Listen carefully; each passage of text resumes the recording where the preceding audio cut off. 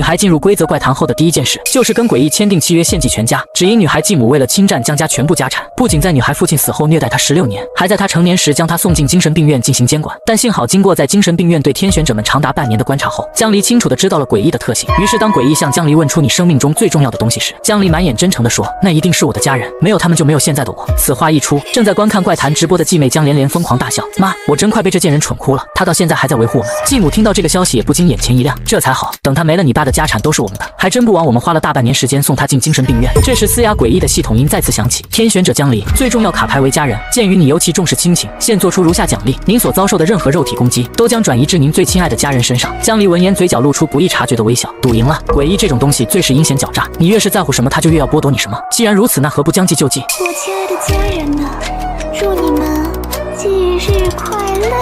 正在看直播的江连连听完这句话，直接给吓得跌坐在地上。毕竟以往的情况下，只有怪谈世界的天选者死了，华国的百姓才会面临诡异入侵。可这下性质全变了，不管他江离在怪谈世界中遭遇了什么，他所受到的伤害都先将转移到家人身上。而继母戴春丽一时脸色大变，她什么也做不了，只能看着江离继续和诡异走流程，对内心家人的重要程度进行排名。你的家人戴春丽是你最想保护的家人，现将戴春丽与你的第一个副本绑定，接下来你所遭受的攻击都将以超级加倍的形式转移至戴春丽身上。若你的第一个副本通关，那么戴春丽无论身处何种形态，都将可以继续存活。没被选中的江连连心里的石头咚的一声落了地，而旁边的戴春丽则是两眼一翻，当场就晕了过去。诡异空间内系统的声音继续响起：于天选者选择保护家人，触发笑死人了隐藏奖励，现奖励中式大孝子1枚。伴随着系统的声音，江离身边凭空出现一个臭小子，他看着那个小家伙愣了1秒，好家伙，直接无痛当妈。小家伙喉咙里发出了欢快笑声：妈妈，红英，我叫红英。江离盯着那小孩看了几秒，内心微微发怵。按照规则，这个红英他若是用好了，那就会获得1枚得力助手，但若是用不好，恐怕会玩火自焚。他强迫自己抬起手，慈爱地揉了揉红英冰凉的脑袋。现在正式进入第一副本，副本名称：忌日快乐。副本简介：在惠城，你有一个幸福的3口之家，你扮演家中妻子的角色。可就在结婚4周年纪念日这天，纪念日却意外变成了家庭忌日。通关条件：1. 调查家庭忌日的真相并逃离这座城市； 2. 获得丈夫的好感，让丈夫亲口承诺愿意为你去死； 3. 在家里存活7日。当江离再次睁开眼时，眼前一片漆黑，嘴上似乎还被缠上了胶带，手上脚上被绳子勒住，鼻子里充溢着血腥气息，伴随着拉链拉开的声音，出现了一个长着猪头的男人，他身上还散发着一股油腻的腥臭味，而江离刚才闻到的血腥味就是从他身上飘出来的。眼前的男人应该就是丈夫了。他把江离从旅行袋里扶起来，扬起手里的菜刀砍断了他手脚上的绳子，又撕了他嘴上的胶带。下回再不听话，可就不只是关起来这么简单了。说话间，丈夫的视线瞥向江离边上的红英，她的神情明显顿了1秒，而红英也注意到了他。但出乎意料的是，红英突然瞪向了丈夫，还呲出了他的牙。丈夫吓得抖了一下，紧接着眼神开始躲闪，似乎想装作看不见红英。这次就算了，丈夫本来还想再骂2句，但想了想，还是放过了犯错的妻子。但他慢慢退开时，眼睛却一点都没离开过妻子。妻子的任何一点动静他都不会放过。而江离到现在都还没拿到规则，他没空再管丈夫，开始环顾4周寻找起来。按剧情，7日后是妻子和丈夫的结婚纪念日，这本是喜庆的日子才对，但如今房间却被布置成了丧葬的风格，陈列的花圈、纸钱、白烛，整个房间都笼罩着一层压抑的氛围。江离突然注意到，客厅彩电的底下貌似压着一张纸条，那应当是副本的规则。她抬腿走了过去，但丈夫的目光却开始死死地盯向她，并且她每挪动一步，丈夫的脸变黑一分。3步下来还没拿到纸条，但江离已经看见丈夫将手里的刀握得更紧了，那架势仿佛是准备随时冲过来砍向妻子。他轻呼了一口气，让自己保持冷静，又轻轻唤了声边上的红英。英英，瞪他。红英咯咯笑了2下。妈妈，英英可以帮你，但你也要帮英英。说吧，你要什么？妈妈的眼睛好漂亮。英英想要妈妈的眼睛。红英说着俏皮的眨眨眼，等待着江离的回应。江离的手心紧了紧。好啊，我给你。区致命伤算不了什么。红英高兴的手舞足蹈。英英好爱妈咪。她小手一伸抓向了江离的眼睛，顷刻间拉出一条长长的红丝。此刻江